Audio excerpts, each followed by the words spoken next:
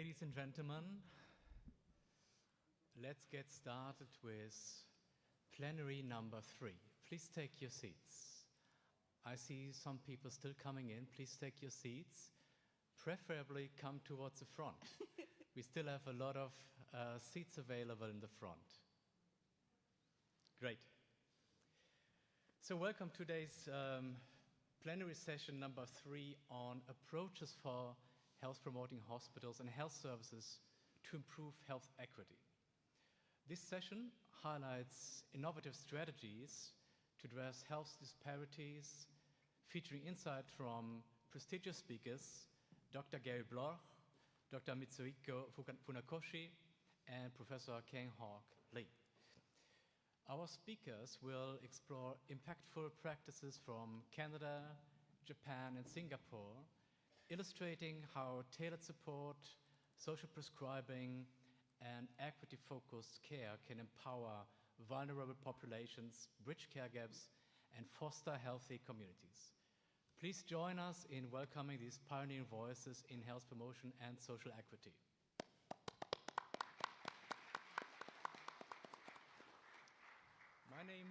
My name is Oliver Gröne. I'm a professor of healthcare management at the University of Wittenherdecke in Germany, but here more relevant in my role as CEO of the International Health Promoting Hospitals Secretariat. It's a pleasure to be here.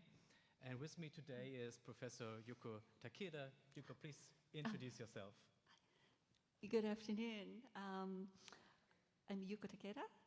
I'm a teacher at a medical school in Tokyo and focusing on teaching social determinants of health. Happy to have you here.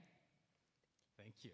So let's get going. Our first speaker is Gary Bloch, and he is a family physician with St. Michael's Hospital and Inner City Health Associates in Toronto, Canada, and an associate professor at the University of Toronto. His research, clinical education, program development, and advocacy interests focus on the intersection between social risk to health and frontline health care. He's also a co-founder of Inner City Health Associates, a group of over 90 physicians working in homeless service settings across Toronto. And he co-founded the advocacy group Health Providers Against Poverty. His title is Social Interventions, Advocacy, and Community Empowerment, Embedding Action on Social Risk to Health in Primary Care. Gary, the stage is yours.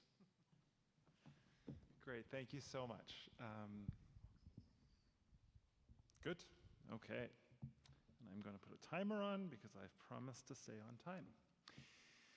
So thank you so much for giving me this opportunity. I'm hoping in the next 15 minutes to offer you really a story of what my team has been doing to embed action on social determinants of health and on health inequities into the core of what we do as a very large academic interdisciplinary primary care team in Toronto. And I will say up front that I am condensing about 20 years of work into 15 minutes, so my apologies if some of it seems like it's been shortened, and I'd be happy to expand on anything that's of interest in the discussion period later on.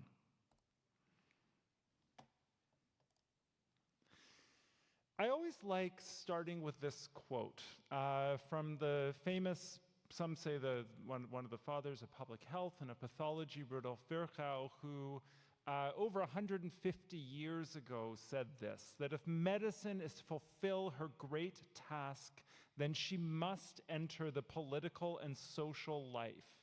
Do we not always find the diseases of the populace traceable to defects in society?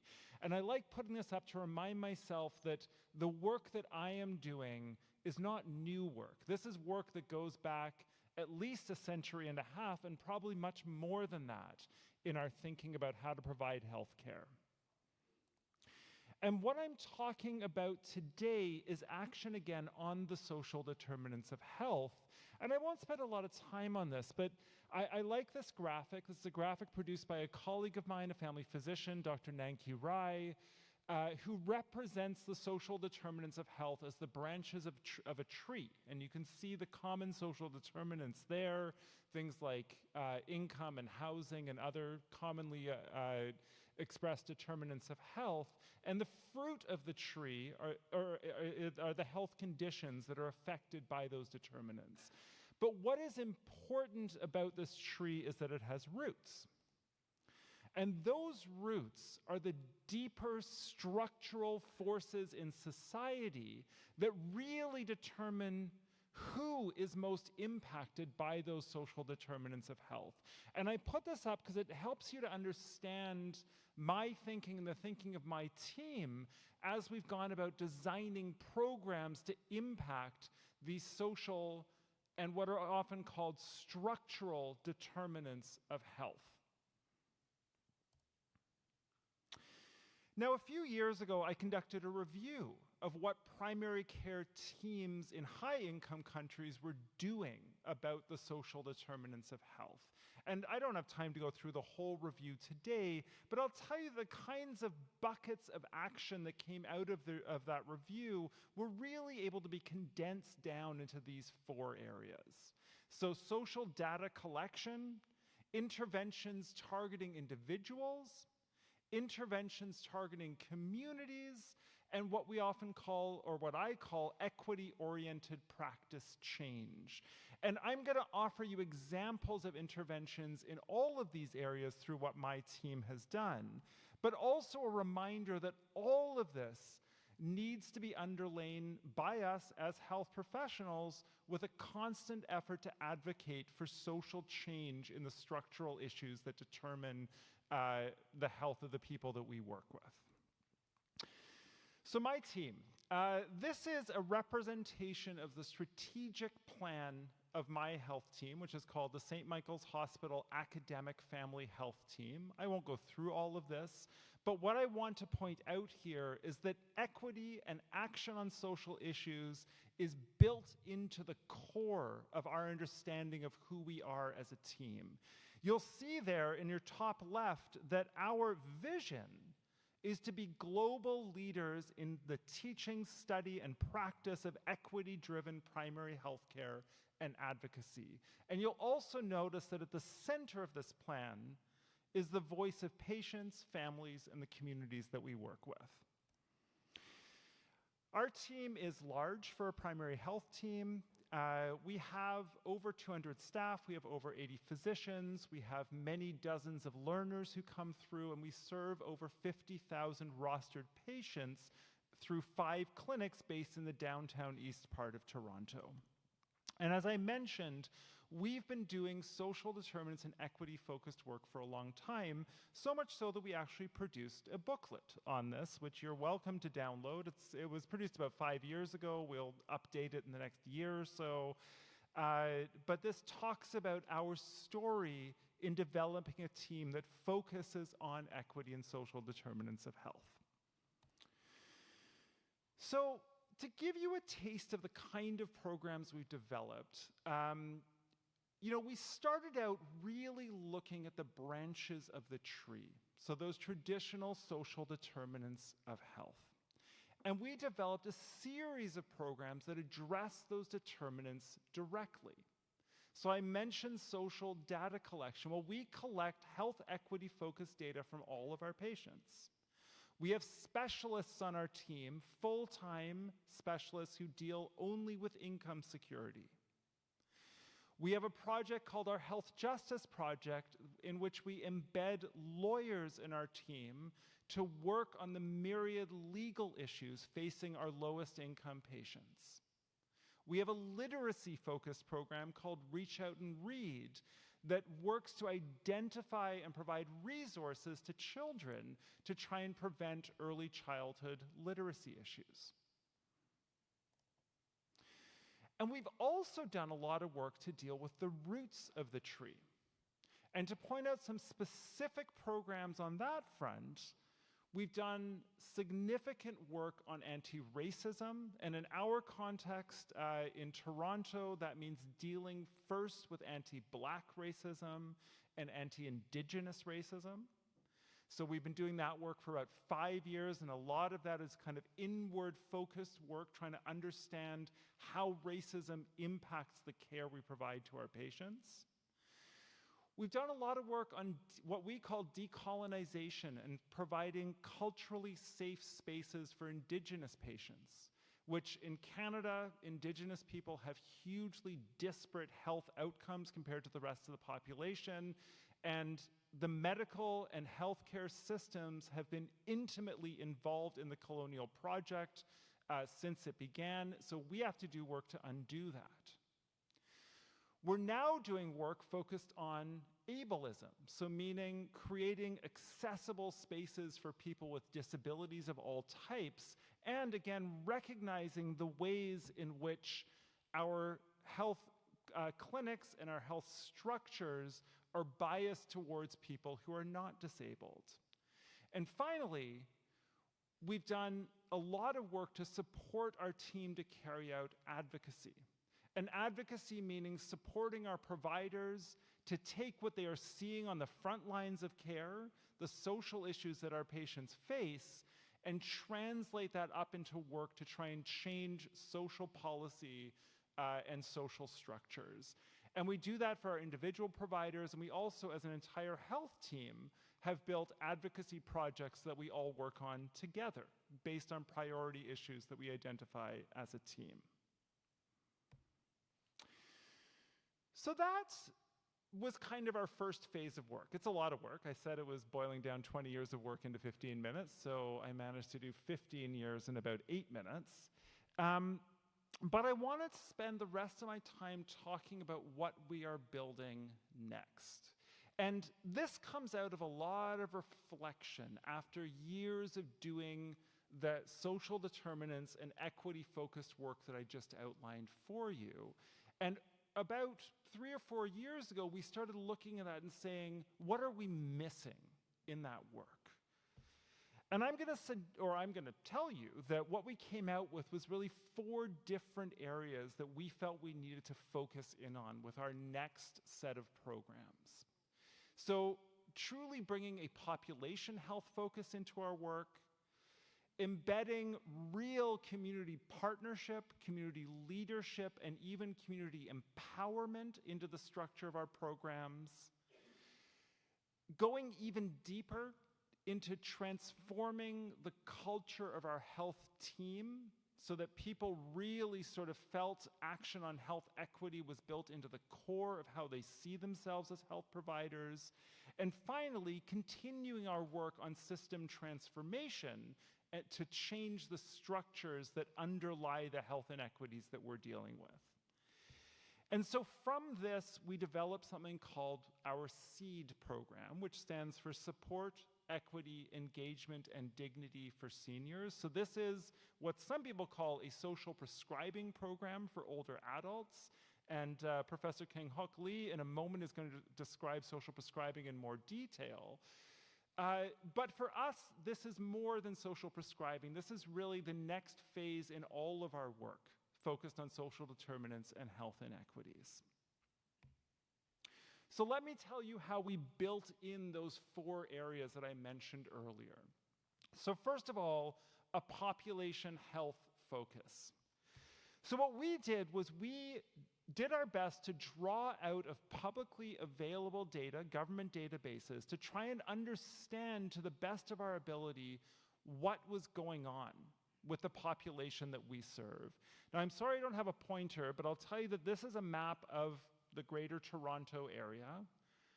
Our team is situated right in the middle, and those the 5 yellow triangles that you see are actually where our 5 clinics are situated in the downtown east part of Toronto. And this is an example of some of the maps that we've produced to try and understand what is going on in our neighborhoods. In this case, it represents the low income rate for older adults in the communities that we work with. And you can see there's an incredibly high concentration of older adults living at low income right where we work. We did something similar for the percentage of people over the age of 55 who are living alone, right? Again, very concentrated in those neighborhoods that we work. And as another example, we looked at the number of older adults who do not have a working knowledge of English or French, so our two official languages in Canada.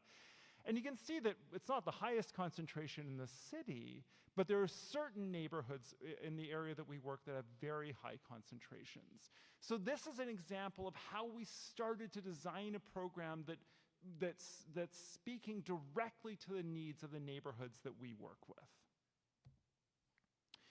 We also tried to build community leadership and community empowerment into the work that we do in a way that we have not done before. And there's kind of 4 key ways that we've done this.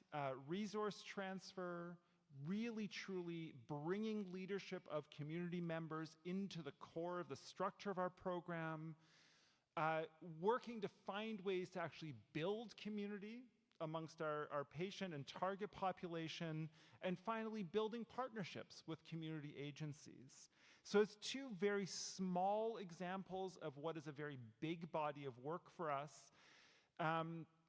In the area of resource transfer, one of the biggest identified needs of the older adults that we work with is food insecurity. And obviously food insecurity is a complex issue. It comes down to poverty more than anything. But as one of the ways we deal with this, we offer vouchers to a locally run neighborhood cafe where the older adults we work with can go and actually get meals from that cafe. And in this way, we're providing funds directly to the community. And I mean, it's a bit of a drop in the bucket, but starting to deal with the issue of food security directly for our patients. And then on the community leadership piece, we have built what I think is a very powerful and in many ways a very critical community advisory committee, and really a community leadership committee for our project, who really kind of sits above the SEED program and oversees it and provides fairly critical oversight into the way we are structuring, running, and evaluating the program. In terms of health team culture transformation, again, it's a very complex area to delve into. I think one of the biggest issues for us in terms of this program was the integration of entirely new types of healthcare workers, which for us are what we call link workers, so people who are in the community working with older adults to connect them with social services, and then community health workers, who are really working to build out our community partnerships and community engagement. We had to do a lot of work with our team to help them understand what these workers were about. We had to find ways to align their roles with currently existing team processes and practices. And then we developed a whole bunch of spaces in which to train and discuss this with our team, including webinars, including retreats and videos and other pieces that I would love to show you one day. And we've actually published on some of the initial findings from that integration work in the paper you see there. And then finally, system transformation. Again, very big and complex area, but I'd say there's 3 key ways that we are engaged in this: education, advocacy, and knowledge translation. And so briefly on the education front, we do a lot of work with our trainees to do education. We've also developed webinars that are being pushed out to the broader healthcare community in our province and across the country to train them on the types of approaches we are developing. And on a bigger level, on an advocacy level, we are very intimately involved with something called the Canadian Institute for Social Prescribing, which is a national body that is focused on spreading this type of approach to care across the country, and ideally on having it be funded by our national health system. And of course, we are always involved in work to advocate for social change. These are a couple of examples of recent advocacy projects that have come directly out of the work that we do. Some focused on raising social assistance rates, so dealing with poverty. Another one focused on decent work, which should relate back to this morning's plenary in terms of precarious workers. And I think in this front, we're really guided by this dictum, this wonderful quote from Arundhati Roy, which I will end with, that there's really no such thing as the voiceless. There are only the deliberately silenced or the preferably unheard. And I will say that through all of the work that I'm involved in, through all of this program development, it is this type of guiding statement that pulls me through and provides a thread towards where I think we would like to go in developing this down the road. So again, looking forward to the discussion, and thank you very much. Please, just stay a minute. Just I stay will a minute. stay a minute. Dr. Bloch, thank you very much for this great presentation. And I think everyone in the room feels the dedication of you and your team that led to this great work that you're doing. I could ask a lot of questions on this, and I hope we have an opportunity later. But probably one question that you sort of alluded to, but it wasn't clear. You sort of alluded to the fact that the Institute for Social Prescribing should support scaling up of this model and ensure financing. But my question is, and you haven't addressed that, how was all this work financed so far? Does it come from your normal financing of the GP practice, or where do the funds come from? Can you just shed a bit of light on this question? Yeah, it's a good question. I mean, I could take an hour to answer that question, but I'll tell you in brief that our work has been financed very creatively over time. So some of it has come through government health funds. For example, our income security specialists we framed as health promoters, which around 2012, when we created the program, the government was just starting to fund health promoters for health teams like ours. We said we want income security health promoters. They said fine. So, you know, the health justice program came through legal aid system funding, for example. Some of it has been research funding. This most recent seed project is actually 50% funded by a private donation, which is absolutely new for us. It's not corporate, it is a private family foundation. The goal, of course, for us is that once those 5 years of funding are up, it will then become sustainable in some way, and we're working towards that. But I mean, look, I think like all of us who do this work, we are always sitting a little bit on the edge of the cliff when it comes to funding. Yeah. Thank you very much. The great answer. And for the audience, we will open the floor to questions later on after the three presentation. Dr. Bloch, thanks a lot for your presentation.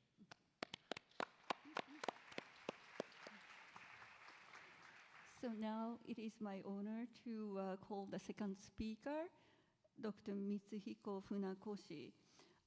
Dr. Funakoshi is the chairperson of the Fukuoka Iryodan Chidoribashi General Hospital and the director of the Kyushu Institute for Social Medicine. He specializes in occupational medicine and practices clinical internal medicine. As you know, Japan HPH network was established in 2015, and he is the one who made it possible. And this conference, this 30th International Conference on Health Promoting Hospital, also made possible by his leadership, contribution, and dedication. So please start.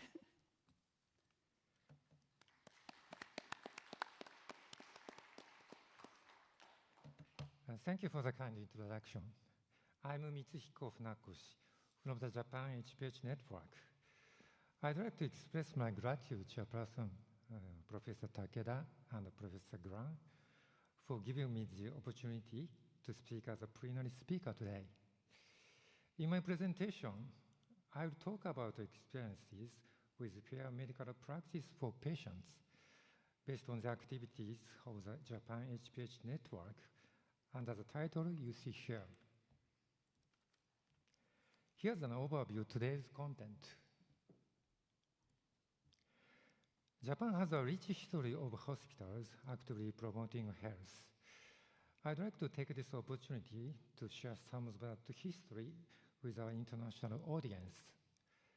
The pioneer in this movement was Saku Central Hospital in Nagano Prefecture, which opened in a rural mountain area in 1944.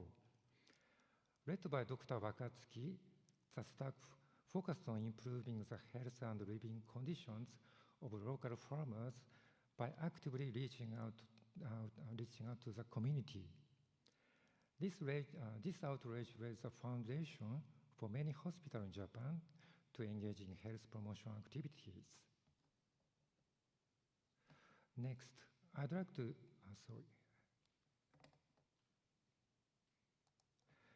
Next, I'd like to introduce Sawauchi Village Hospital in Iwate Prefecture, which was in a rural area suffering from harsh winters, high illness rates, and poverty.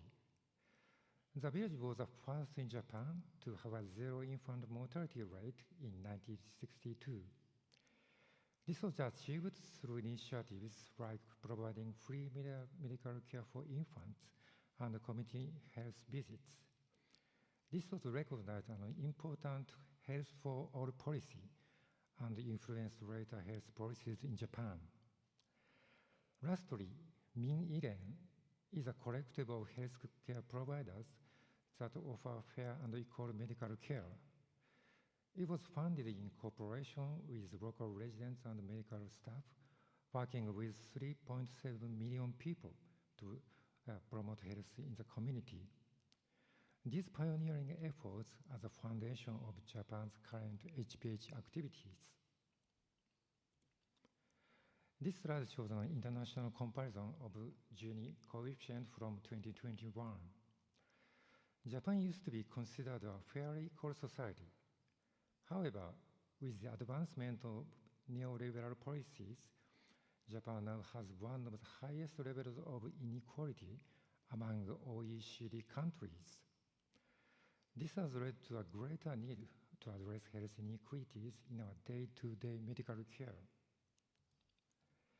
In response to these challenges, we established the Japan HPH network in 2015, bringing together hospitals, clinics, pharmacies, nursing homes, and research institutions that focus on health promotion. With a strong commitment to contributing to a fair society, we now have 123 member institutions, making us the second largest HPH network in the world. One of our key priorities is addressing health equity. At our campuses, we focus on the themes shown here on this slide. I'd like to introduce a tool developed by JHPH to address health inequities in clinical settings. The tool is called Economic Support Tool for Medical and Care Staff. It was inspired by a similar tool developed in Canada. This tool consists of simple questions about economic conditions, an explanation of how poverty impacts health, and a guide to social resources available based on the patient's responses. Here's the actual tool. It consists of 3 steps. In the third step, we introduce available social resources. The list on the right shows an example of resources, including public assistance, pensions, and disability allowances, all aimed at reducing the financial burden on patients. The tool is available in PDF format, and we're also developing an online version, which is used in medical education.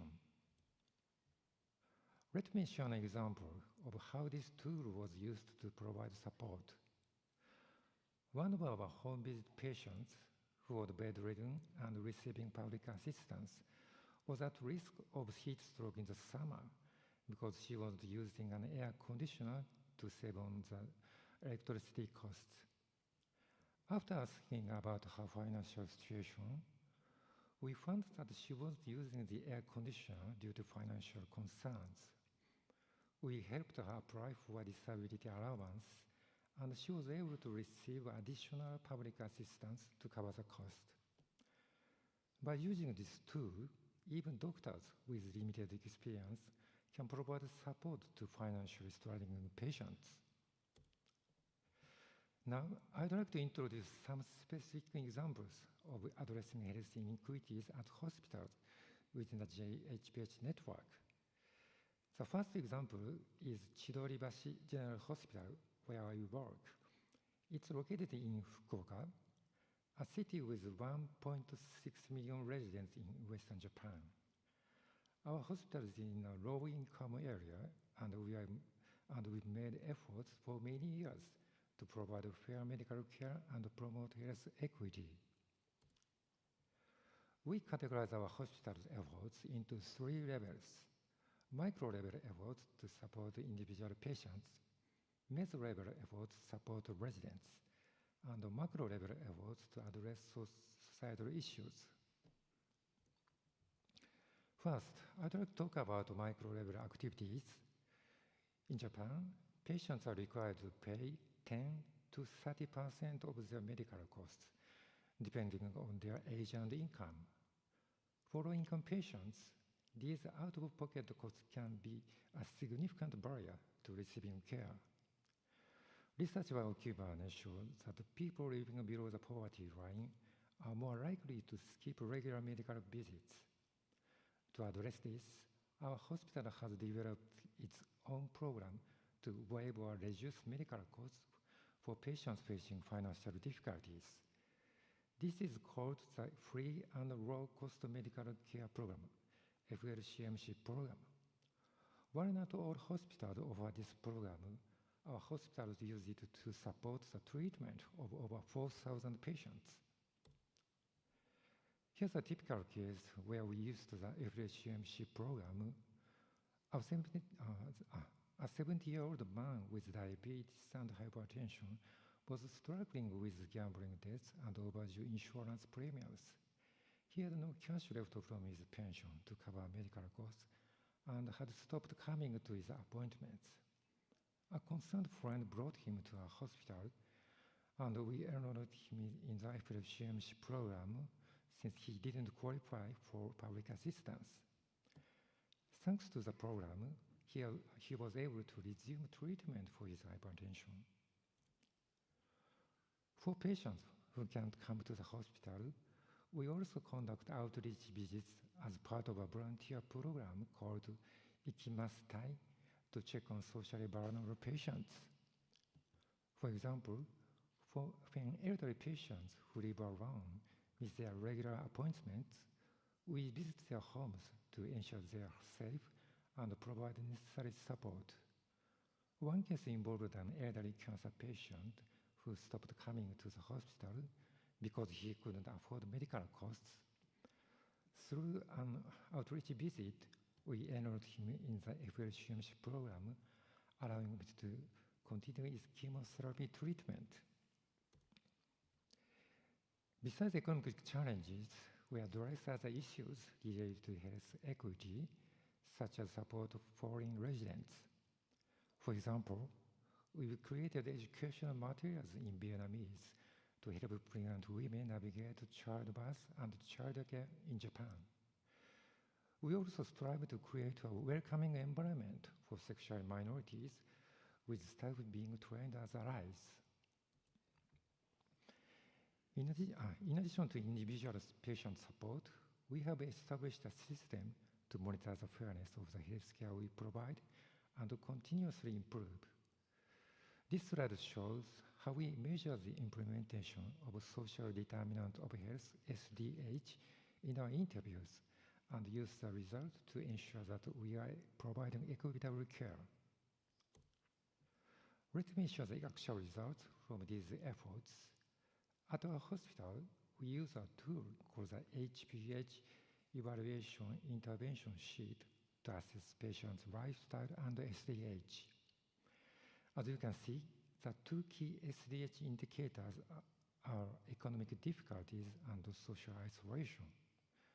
When patients meet these criteria, they are referred to a medical social worker, MSW, for further support. This table shows the results of our interventions based on these assessments.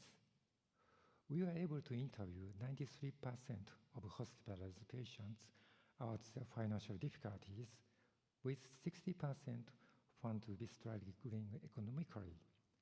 Of these, 49% received support from MSW. Regarding social isolation, we are able to interview 92% of patients, and 21% were found to be socially isolated. We believe that MSW support for economic difficulty is relatively well implemented, but we still need to strengthen our support for social isolation, such as encouraging participation in community activities. So far, I've talked about micro-level efforts like the FLCMC program and public assistance. However, these alone not enough to achieve health equity. This slide shows an analysis of our patients with diabetes. Those receiving public assistance were enrolled in the FLCMC program had significantly higher HbA1c levels, about 9%, compared to those with regular health insurance. While public assistance and the FLCMC program improve access to healthcare for low-income patients, they are not enough to eliminate health inequities. To address this, we were also engaged in meso and macro-level activities.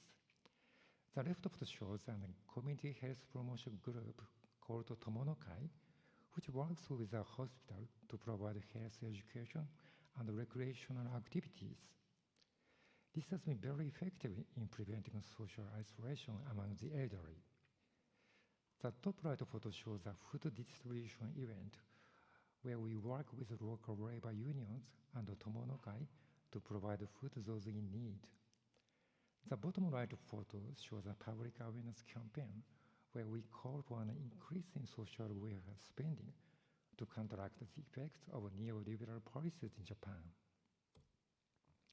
Finally, I'll introduce one more example. On January 1st this year, a large earthquake struck the Noto Peninsula in Ishikawa Prefecture. Japan is a country prone to natural disasters like earthquakes and typhoons, making health promotion during such emergencies a critical issue.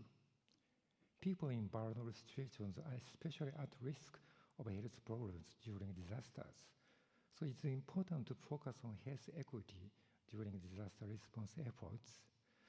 I'd like to share the experience of Johoku Hospital and Wajima Clinic, which plays a key role in the aftermath of the earthquake. Following the disaster, there are many health-related needs. The affected area in a rural region with a high elderly population. Wajima Clinic, which is located in the disaster area, the staff themselves are also affected as victims, but they continue to provide care and health promotion activities to the community.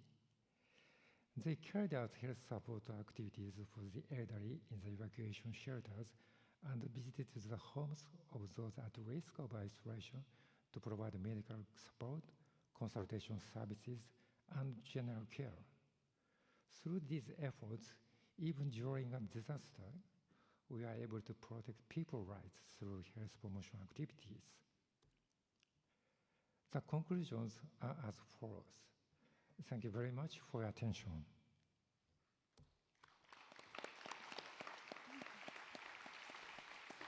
Thank you very much, Dr. Funakoshi, for sharing your experience.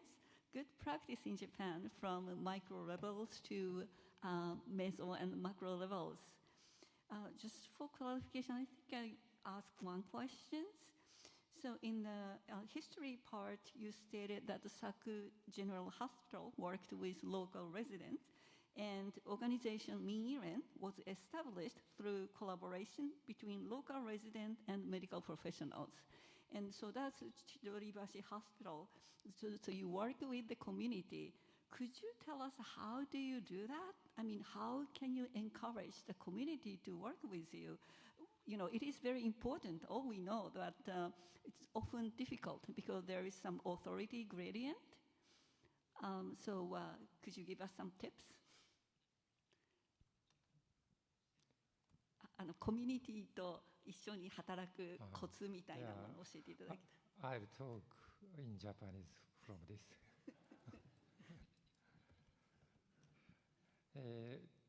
まずはそこに医療のニーズがあったからだと思うんですよね。医療のニーズがあっても病院に受診できない人たちが多く、かつていたということですね、日本で。その地域の人たちの要求に応えたいと願う当時の医学生やですね、医療従事者が私たちの病院の先輩たちの中にいたと。そういう具体的なニーズということと、あとそれをなんとか支えて応えていきたいという医学生や医療従事者がいたというのが、私たちの千鳥橋病院の場合は60年前に、できた起源だと思いますね。その志というかマインドは今も関わらず続いていて、日本語では無差別平等と言いますけども、公正な医療を提供しようということを、一貫して病院の中の治療、そして地域に出かけるヘルスプロモーション、両者をですね、総合的にやっているというふうに考えています。So, I think we are doing this kind of community collaboration because there was a need in the community for medical care. I think that's where we started. So 50 years ago, there was a need in the community for the medical care, and they were looking for some kind of medical institution. And the students who understood this kind of needs and also medical providers came together and built our hospital. That was the start of our hospital, Chidoribashi Hospital. And this kind of spirit has been inherited by us. We carry on the same spirit and try to provide equal medical care without discrimination. And that's how we treasure the spirit of equity, equitable care. So I think that's how the hospital community engagement should work. Thank you. Thank you very much. Please give us a round of applause. Thank you. Thank you, Dr. Funakoshi. And our last speaker in this session is Professor Kang-Hok Lee. He is an opinion leader in the field of social prescribing in Singapore and the region. We've heard a bit about social prescribing earlier and hear much more now. He practices as a family physician at Singapore General Hospital, managing patients with complex health and social care needs. And as Deputy CEO at SingHealth Community Hospitals, he oversees clinician training and community partnerships in health and social care integration. His title is Social Prescribing, a Strategy for Health Promoting Hospitals. The floor is yours. Thank you. Good afternoon, everyone. Just like Dr. Gary Block had 20 years of experience to share in 15 minutes, I am slightly better. I'm 2 years shorter. I have 18 years of experience to share in 15 minutes. This is what I learned in my 18 years trying to do a job. And it started back then. I was a family physician in practice in my own clinic, and I got invited by the CEO and the Chairman Medical Board of Singapore General Hospital to help them solve a problem. So as you may have heard or may have known, Singapore General Hospital is a really good state-of-the-art hospital. Voted top 10 by Newsweek for many years in a row. But they have a problem because when they send their patients home back to the community, they find that all this state-of-the-art intervention will unravel very fast. And then sometimes within the same day, they will come back with the same problem. And they say the problem is not in our hospital, it's outside the hospital. You are in family medicine, can you think of a way or model of care to help us? So at that time, I was a young and quite an arrogant general practitioner or family physician. I thought, wow, this is easy. You know, I've learned all this. I consider myself quite a good doctor. But at the same time, I had a crisis of faith in medicine. Because as I practice, considering myself a very well-trained doctor, I was even at that time chief examiner of the National Family Medicine exam. I thought I know everything, but I find that my clinical prescription wasn't enough. Just like the hospital, whenever they leave my clinics, I was so confident. And the next visit they come, HbA1c is up, diabetes is not well controlled, hypertension is bad, because the living condition and the lifestyle does not allow them to adhere to my very well crafted plan. So that's how I learned that social prescribing, I come to the conclusion, at least for now, that social prescribing seems to be the model. So I'm going to talk about this, and I will start off by telling you, sharing with you that I've come to the conclusion that we may think history repeats itself in the shorter cycle, and sometimes it's quite despairing. Just like this morning, you woke up and you realize Trump is the president of the United States again. So it's like a movie of a repeating history. But in the longer term, I believe the healthcare system is emerging, that's moving towards a direction of being more humanistic. So back in 1948 or 47, when the World Health Organization was created, they define healthcare as health as more than just lack of disease or disability. They say that healthcare is the state of physical, biological, and social well-being. So then we realized that this is indeed true, and we move away from this biomedical paradigm, and that gave rise to the biopsychosocial model much later in 1970s. And so everyone worked towards this, and then we realized in 1986 that we say that that's when the Ottawa Charter came out, and all of you are quite familiar. They say, now if we want to then improve the health of people, surely it's beyond the medical care. And then what is it? They say, oh, we need to do health promotion rather than disease treatment. And in health promotion, health promotion is actually resources to help people lead healthy lives. It's not an objective in itself. And that, of course, spawned this health promoting hospital network system. And as we progress, they begin to ask the question now, if health promotion is the plan, what is it out there that causes people to have bad health beyond medical care? And then in 2005, the Commission on Social Determinants of Health was created, and they realized that it is this social determinants of health that is very troubling, that impede us from achieving health for all. And of course, then they started working on it, and then they come to the realization that indeed it is true. Now then, to do that, then how can we do it? In the past, we used to think that it's a matter of the politicians and policies coming up to be in the right place. And then I think in 2022, this publication came out about social prescribing. Because I think to address the social determinants of health, clinical prescription is not enough, we need a social prescribing. So what is social prescribing then? Social prescribing is very directed if you focus on the context, the mechanism, and the outcome. The context we target for is social determinants of health. We want to improve social determinants of health.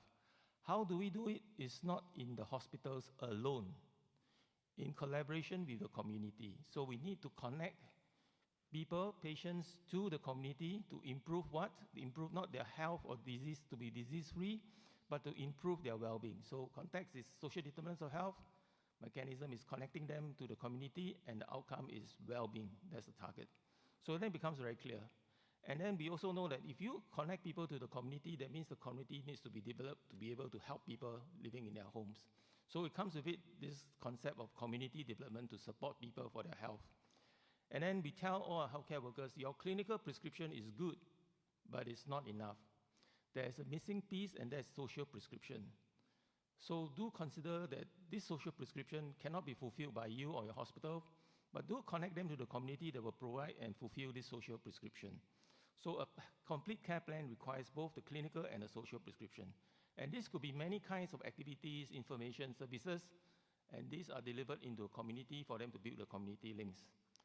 And you realize because they evolve out of the same humanistic direction of history, social prescribing is very much aligned to health promotion. So for example, building healthy public policy, creating a supportive environment, strengthening community action, developing personal skills, and reorientating the health services. These are all very, very intrinsic to social prescribing as well, because they came from the same direction in evolution.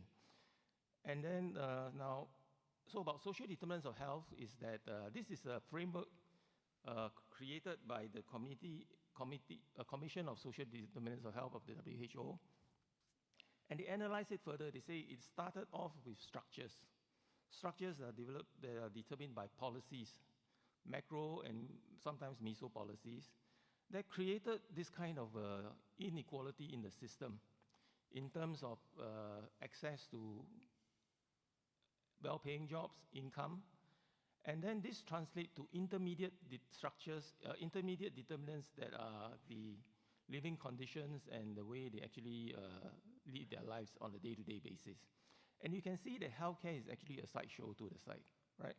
But of course, all this will then result in health, and then that reinforces the structural determinants as well as the intermediate determinants. So it goes around in cycle. And this, to a certain extent, is moderated by the social capital and the social cohesion of societies. But I think deliberately, for the structural determinants, we need good policies, and we have to continue to lobby politicians, as we have said, like the macro and the meso kind of activities that we need to do. But the micro level, one patient at a time, is also very important, especially for practitioners like us, who will then need something to guide us in our day-to-day action. So one patient at a time, through social prescribing, can address the intermediate determinants of health of social prescribing. So I think it all goes hand in hand. So you can see social prescribing really is all about addressing social determinants of health, which in turn will have an impact on the health inequities that we are struggling to neutralize. So I'll now just quickly go on to how we do it in Singapore very briefly. Singapore, we have hospitals. I work in a community hospital. What it does is this. We have acute hospitals. They're very expensive, very well staffed. 6 to 7 days, everything is solved, diagnosed, treatment started. But we find that about 10% of the patients find it difficult to return home or to their community. Why? They usually have poorer social determinants of health. So they then usually come to us, community hospital, where we focus on rehabilitation and reorientating and reconnecting them back to the hospital. So we realize this is a very good natural way of selecting patients with poor social determinants of health, where we can implement social prescribing. That's why we targeted to start in hospitals. You may read literature elsewhere that many of the social prescribing programs comes from primary care. So in the hospitals, we intentionally screen for the social determinants of health of every patient that get admitted. Those who are high risk, then we will engage them in activities, we motivate them, we try to connect them to community resources in around where they stay. And very important is that we do not just give them a referral or letter. We go out in the community and link them and connect them the last mile to the community care providers. And in Singapore now, we are in this multi-year health policy of what we call Healthier SG. And this, again, is a continuation or evolution of our healthcare policies to this current state, which focuses on population health. That's why it's called Healthier SG or Singapore. And there are 5 core elements, one of which, of course, is primary care. But we are exalted, the regional health system where all the hospitals are, we are told to say, let's reach out to the primary care, connect up with them and support them in their preventive care efforts in the community. So the shift is into the community. And we say every resident must have a health care plan, a clinical care plan, as well as a social prescription. And then to do social prescription, we need community partnerships, and we want to enroll everyone in the country into this program. And of course, we are mindful that it needs support. So policies have to be in place to support manpower, finance, and infrastructure, and information technology to support this program. So I think this is quite a comprehensive program. It's just started in 2022. We hope that we can have some good results. So I think in conclusion, I hope I can convince you now. Sometimes we are very frustrated, Policies take such a long time to change. Before policies are changed, sometimes the politicians change. And sometimes it's 2 steps forward, 1 step back. So I think as clinicians, and we say that then let's have processes in place, standards and processes. We have key performance indicators.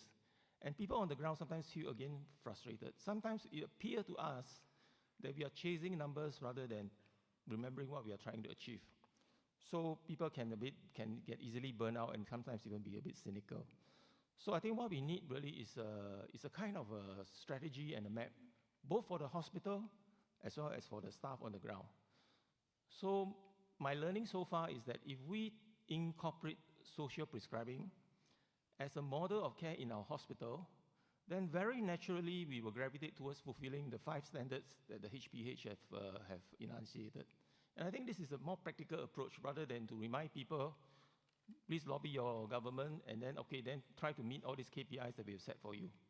So I think this social prescribing model in our hearts, as we see patients on a day-to-day basis, will guide us towards fulfilling this strategy quite intrinsically. So my final call is for everyone to consider social prescribing. I have the pleasure of contributing to this toolkit published by WHO. And now this toolkit really is about general principles and some of the tips about implementing social prescribing. And it's for you to really adapt it to your setting of practice, as well to the needs of your community. So I hope that you will be convinced to at least consider this and give it a try to implement this in your hospitals. Thank you very much.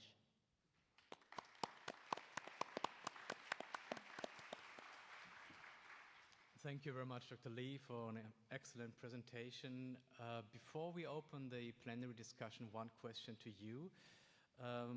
Your presentation resonates very well with the experience we've made in Germany, where I'm from, where we developed some similar projects. And one of the issues or challenges that we often encountered is that there are 2 steps. You need to identify the needs through the social prescribing, but then you also provide the services, the interventions. And often we have realized that the first step is much easier than the second, particularly because there might be a lot of community resources available, but they are difficult to identify. What is your experience? How do you identify all those great community resources that are available that physicians could refer to potentially? Yeah, I learned this the hard way because, like you said, once you start looking for resources, you find they're not so obvious. So, I think there's this other bigger problem we need to tackle, and that's I think Professor Naoki Kondo's earlier talk this morning emphasized that the need for the healthcare sector and the social care sector to come together. Now, currently, we tend to work in independent silos. Occasionally, through our patients, we touch base with one another. So thanks to Healthier SG, because now we exhort the community partners to work with hospitals and vice versa, there's a coming together. So what we did now, we have this very interesting project called a Living Asset Map. Now, in Living Asset Map, we find that there are many resources out there that we are not aware of. Many of them, you can't even find it on the internet. They are informal resources spontaneously created by the community. So what we do is that we have created a system where well-being coordinators, which we call them, or social prescribing link workers, as they send patients out, they will take note of cases. We have an app for them to take a picture of the places, and that translates to a geospatial information that gets populated onto a map. And in this map, there are certain key information they can share about how to bring this patient to such a resources if you need. So one point at a time, we build this living asset map, and we use a controlled crowdsourcing to populate this map. So we have completed the prototype. We are going to scale up this year to cover the entire Singhao region, and hopefully we can share it at the national level. So right now, people are struggling, as you have pointed out, but I think there's an answer with geospatial information technology coming up. Yeah. Great, thank you so much. Thank you. And with that, we want to open the plenary discussion. Yes. So now the floor is open for questions and comments. 椅子を3つ持ってきてください. Please bring 3 chairs to the stage. And the speakers, please come up to the stage. So we have 20 minutes. And so please raise your hand and wait for the microphone.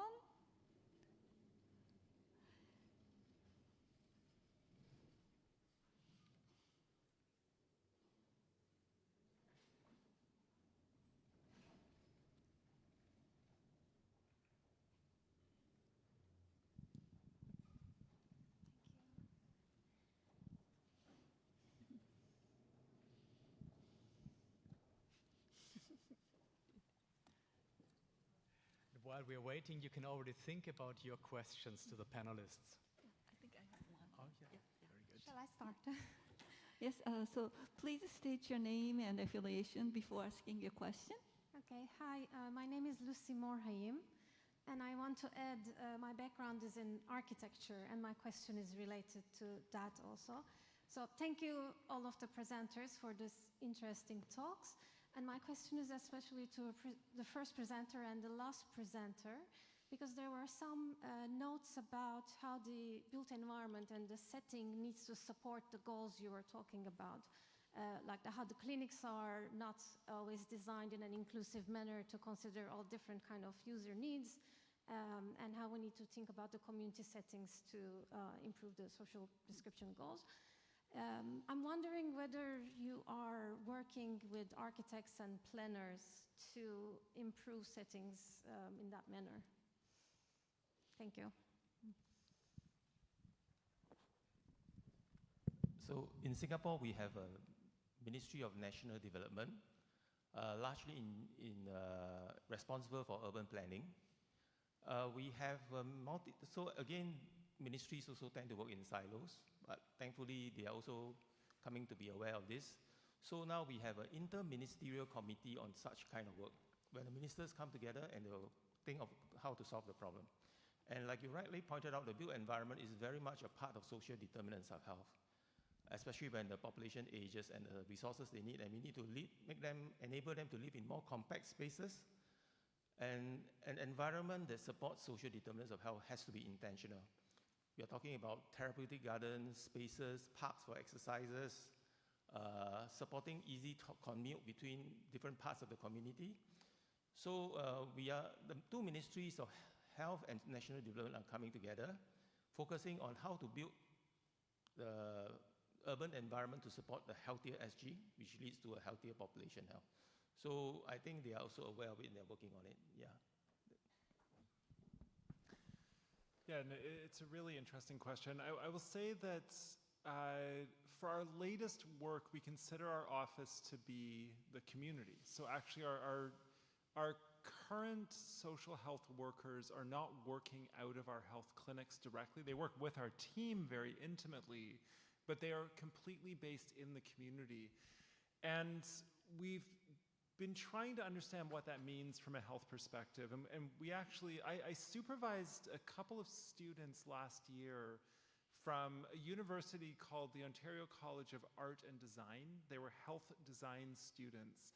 And what they did is they did something called a photo voice project, which involved providing community members with cameras and asking them a series of questions, including things like, what spaces in your community are important for your health and well-being, and just sent them out, right? And this was a way of it's a qualitative research method, essentially, in a way of understanding how the community looks from the perspective of the people we are serving. And it produced a very, very powerful photo-based data set. And really, I expanded my mind, and I think expanded our team's mind in terms of understanding what the landscape is that we're working within. So that's a bit of a, maybe not the answer you were expecting, but it really is hopefully a sign of how we're trying to change how we even think about the spaces that we're providing healthcare within. Thank you. Okay, any other questions? Okay, could you bring a microphone to the right?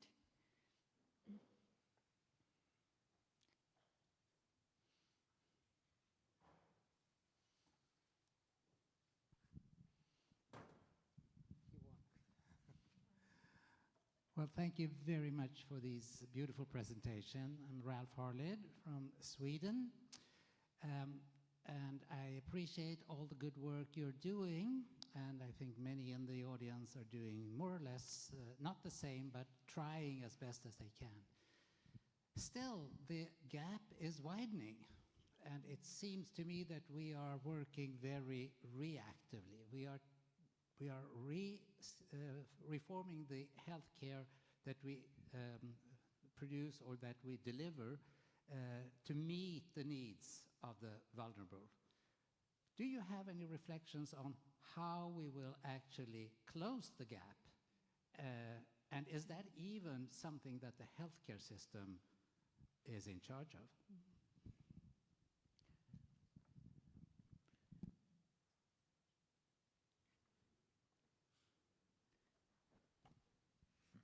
Okay, I'll start. Do you want to start? じゃあ私からですけども、格差をなくすために、根本的にはギャリーのスライドにあったように、SDH の原因を解消していくっていうのが、根本的には大事だと思います。つまり貧困を生む原因というのは社会保障の不備だったり、労働政策の不備ですから、そういうことを変えていくというのが根本的な原因、対象だかと思います。ただ今医療従事者という視点で、その、SDH の根本に直接関わるのが、困難ですから、目の前の患者さんの、支援を通して、その支援を通した、社会課題を社会に広く伝えることで、先ほどお話しした SDH の原因になるような社会政策を変えることに働きかけていくというのが、私たちが経験しているアプローチ方法ということになります。So, how to close the gap is a very good question. And as it was mentioned in the slide of Dr. Gary Block, I think I would say to address the root cause of SDH and try to find solution to that. And in terms of poverty, that is probably to address social issues and labor issues. So, how us medical providers can be related to this kind of issues? I think it is difficult to take a direct action to solve problems for these difficulties. So, what we can do first is try to help the patients that we serve for. And through these kind of medical activities or health promotion activities, we can advocate to the society what is a problem that we are facing for, and then we can engage for building better social policy. So that is the approach that I'm thinking. Thank you. Did you want to? So I think what I would add, I'll say first of all, I think if we look at the situation only from the macro perspective, it's not a good story, right? And I think that what's happened this week in the U.S. is the best indicator of sort of what's happening at that high political level. And you know, I'll tell you that last week I was speaking at a rally around raising social assistance rates in front of our provincial legislature, and I just had this flashback and realized that I was saying exactly the same thing that I'd been saying 20 years earlier. Nothing had changed, right? Social assistance rates were too low, poverty rates were higher than they were 20 years ago. You know, it didn't look good. But then I reminded myself that things have changed on the ground, right? So and this to me speaks to where I think we play a role as a health system. I think if we look at what is happening in terms of grassroots level community organizing, community empowerment work, even just sort of communities' understanding of their ability to make change within their space locally and then hopefully kind of feed that up to a bigger level, I do see movement there, and I think there has been progress, and more I think there is truly a health role within those movements. And it's not a leadership role. I don't think that I should be out there organizing communities, but I think that I do have a role in supporting communities around setting targets for healthy community spaces, around supporting community members in terms of raising their voices and bringing their issues out. And I think that I'm just kind of starting over the last few years to understand what that role looks like. It's a much more humble role than standing in front of the legislature and yelling to the government about social assistance rates. But I think ultimately it is a far more powerful one in terms of my role as a health provider in supporting movement towards social change. So I haven't given up hope. And I haven't given up hope for our role in this whole movement either. Yeah, I'm equally hopeful.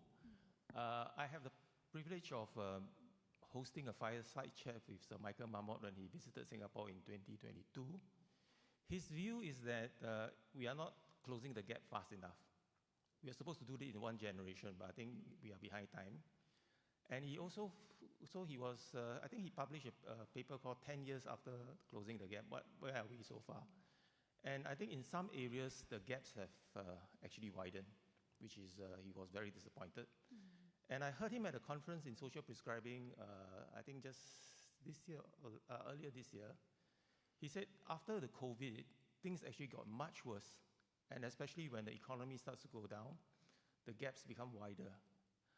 So I think if you take a near-term or mid-term or short-term view, is quite pessimistic. But like Gary, I'm also optimistic, because if you take a longer view over decades, things are getting better. Maybe we should let time work on this. So I was just looking up some statistics. For example, malnourishment. FAO's numbers were that in the 1990s, malnourished or undernourished people were about 18% of the world population. In 2020, it's half to about 9.2%. Extreme poverty, living on $1.90 a day, was 36% in 1990 again. In 2019, it was down to 9%.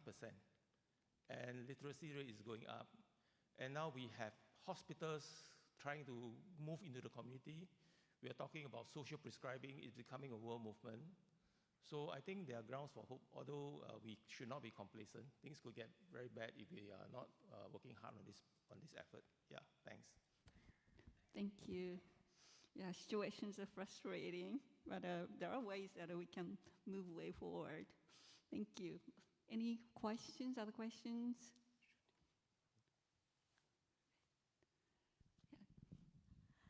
Hi, I'm Shuti Cho from Taiwan, founder of Taiwan's Health Promoting Hospital Network.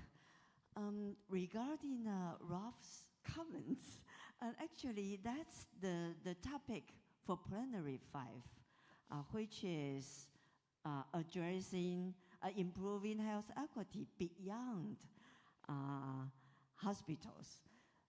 But I would like to share, as this has been put to the table, I would like to share my personal experiences. Actually, in Taiwan, in our works, in promoting, for example, obesity control, legislation to combat obesity, and in our promotion of baby-friendly initiative and baby-friendly laws, and also in the promotion of our tobacco control, and in our promotion of age-friendly city initiatives. My personal experiences are we, the physicians, nurses, the frontline clinicians, they contributed a lot to support the government in communicating with politicians, to support the communication with hospital leaders, with their clinician peers. So don't give up. And actually, social prescribing can be delivered to patients, but also can be delivered to the politicians or to the society. And actually, it works. We could not manage to have those progresses in our policies or legislations without the leadership and devotion from those very wonderful, very devoted clinical persons. Many of them are here. 张千代院长，你在这里吗？ Many of them are here, including those supported baby-friendly initiatives. So please don't give up and continue your efforts. You are doing a good job. Thank you. Thank you. Speakers, do you want to respond?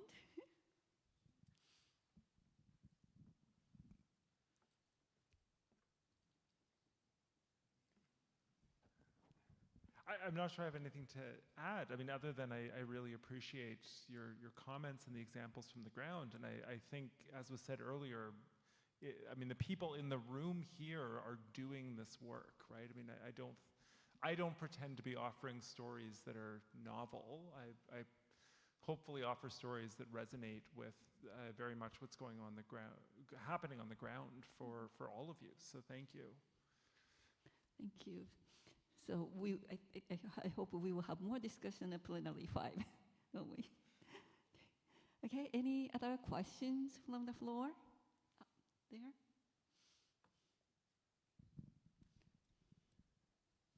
Thank you, Dr. Lee. The social prescribing toolkit that you introduced in your lecture has been translated into Japanese and will be posted on the HPH website soon. Thank you. Thank you. This is a comment from HPH. Okay, any other questions from the floor? Please state your name and affiliation, please. Yes. My name is Kei Yokota from Japan, and thank you so much for your wonderful presentation. Dr. Funakoshi, I would like to ask about no low cost care plan, 無料低額診療 maybe. We have such kind of patient who need that care, but it covers only inpatient cost and outpatient medical interview, but the care plan doesn't cover the medication for outpatient care. So some patients have difficulty continuing to visit my hospital.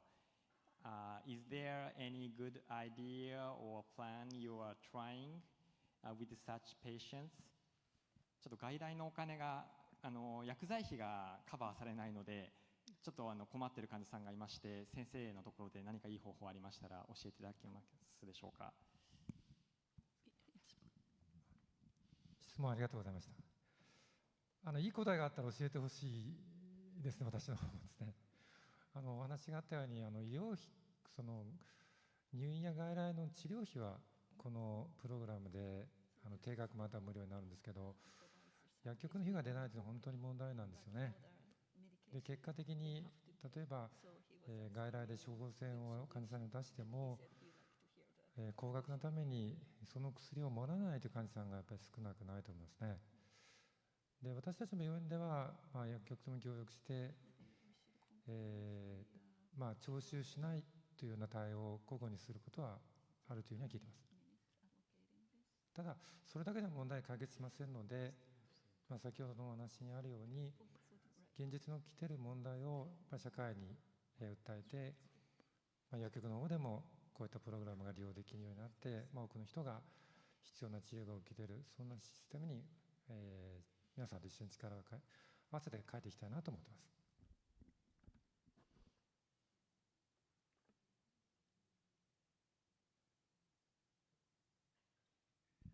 Okay, thank you very much. It was a very good question. And I would like to know the answer myself, actually.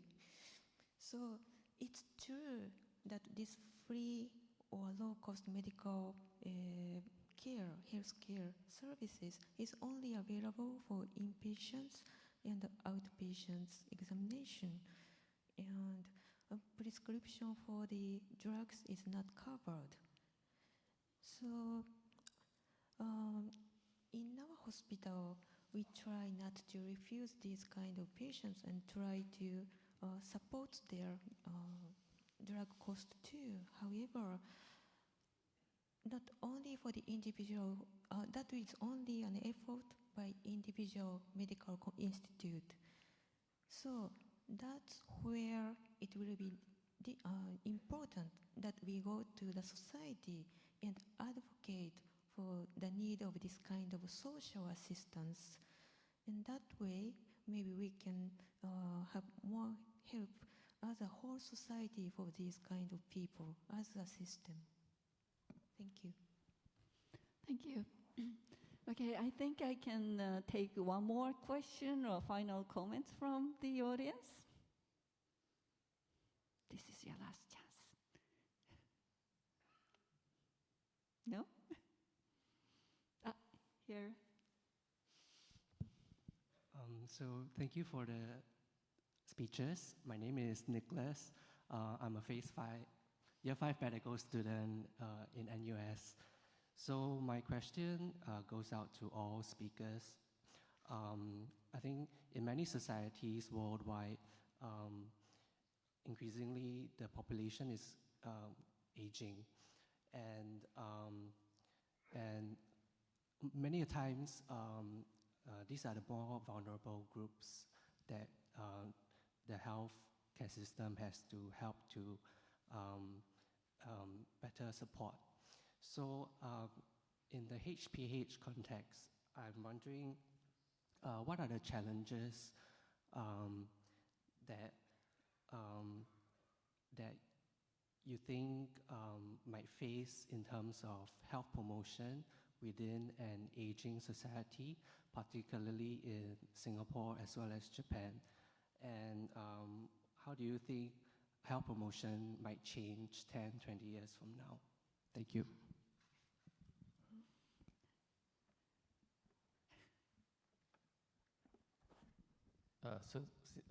Since you're Singapore, I will answer first. Very good to see a fellow Singaporean and a medical student coming to a conference like this. I'm very proud and very hopeful for the future.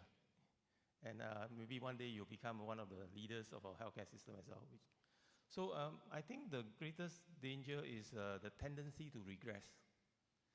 It's always like 2 steps forward, 1 step back. But I think the general direction of travel is good and we can be happy. So do not be discouraged when we have 1 step back, there's a setback. The other thing, I think one of the greatest challenges is that people like to work in silos and tribes. Again, a human tendency we must overcome. Like they say, oh, hospital. So I get criticized by my colleagues, say, why do you start social prescribing in a hospital? Are you too hospital-centric? And I get social workers who say, you are trying to medicalize social care. Why do you call it social prescribing? So there's a lot of this kind of reactionary. But I think that's the greatest challenge we face. We should keep the eye on the target, which is to improve the health and well-being of our patients. And that we should not regress into tribes, but then to think of how do we come together to work together, especially for the health and social care sector. There are still forces pulling us apart. I think we must always check ourselves and bring it together. Yeah, that's my take. Yeah.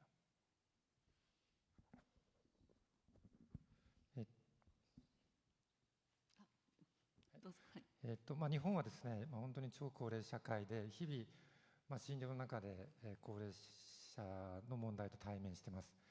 で、問題の大きなところは、孤立と経済的な問題だというふうに思います。ただその前提として大切なことは、高齢者のやはり人権を守るという視点で、対峙することだというふうに思います。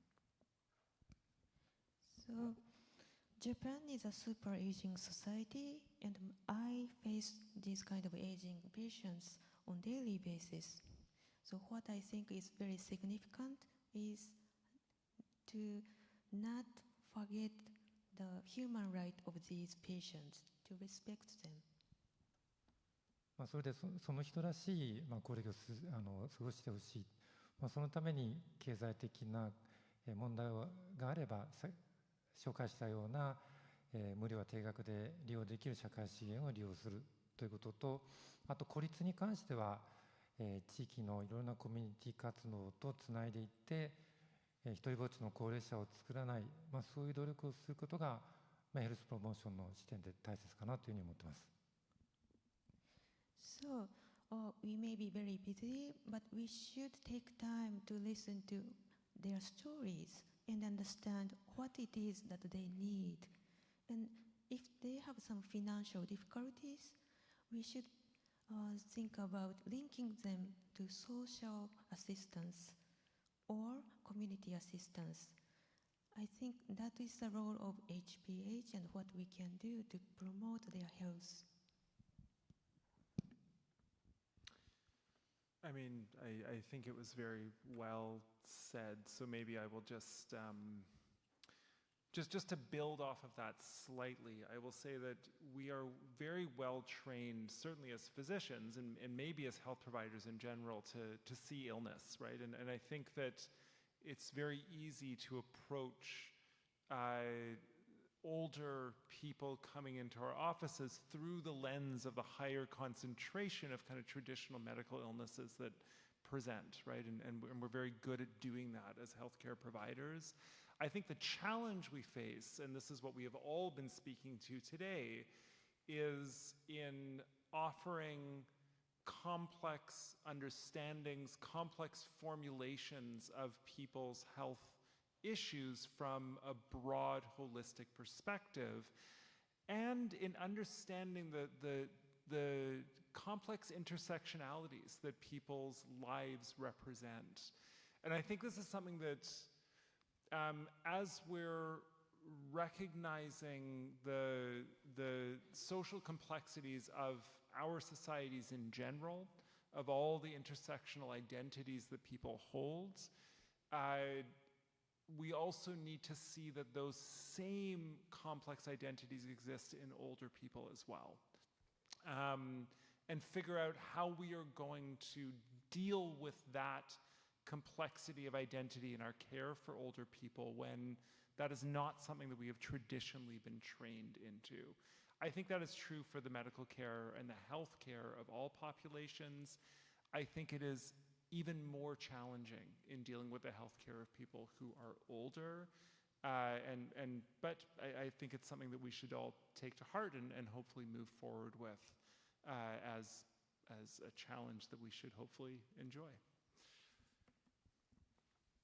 Thank you. So, Oliver, would you take over? Yes, thank you. And we have to wrap up this session. The time passed very quickly. And we had a lot of time for discussion. Thanks for the speakers, to all. Really stick to the time allocated for your speeches. That really was very much appreciated.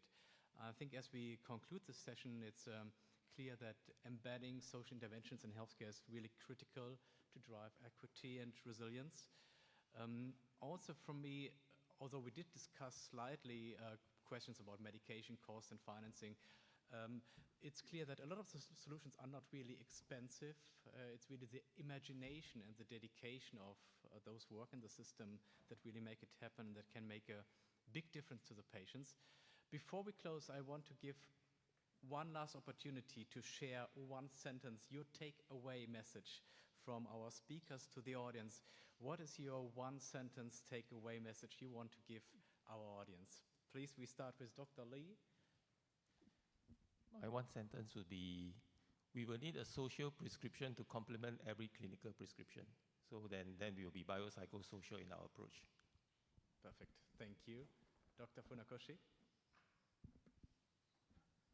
一言ちょっと感謝を述べたいんですけど、感謝。I would like to say a few words of thanks. まず健康の公正性についてですね、2人の素晴らしい仲間と一緒に語り合うで、そして多くの今日参加の皆さんと一緒に議論できる、こういった人たちがまず世界にたくさんいるんだということをですね、再確認できたことがとても嬉しく思っています。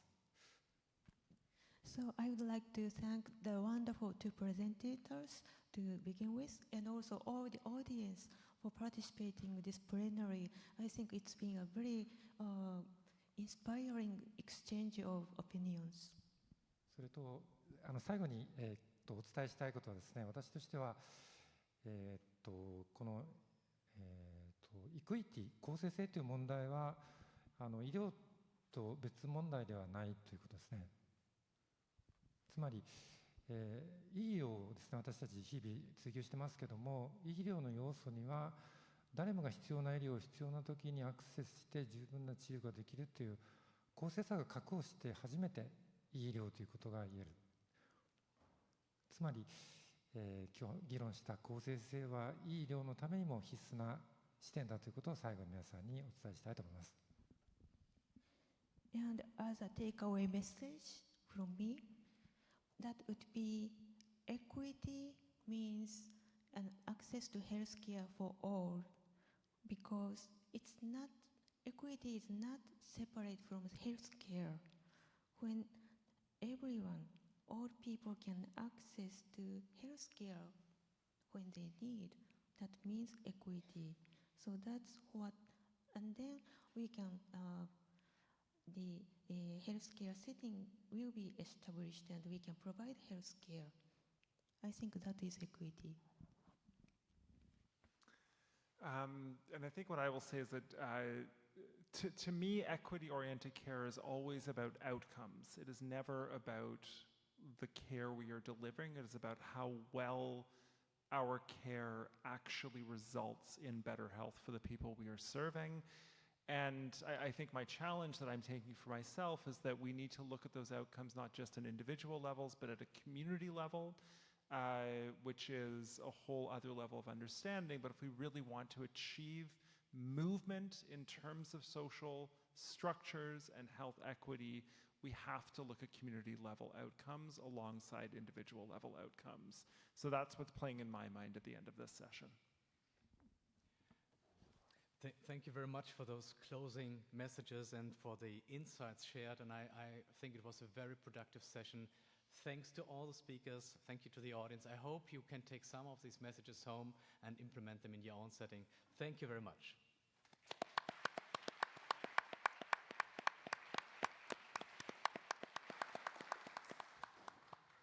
Thank you. With that, we are closing for today.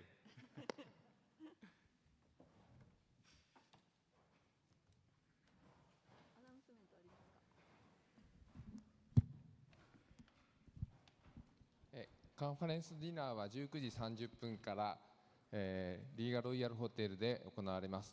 あと先ほどのパラレルセッションで2で、翻訳機を、借りられた方、おそらく日本の、オーディエンスだと思うんですが、まだ返却されてない方が1名いらっしゃいますので、ぜひよろしくお願いします。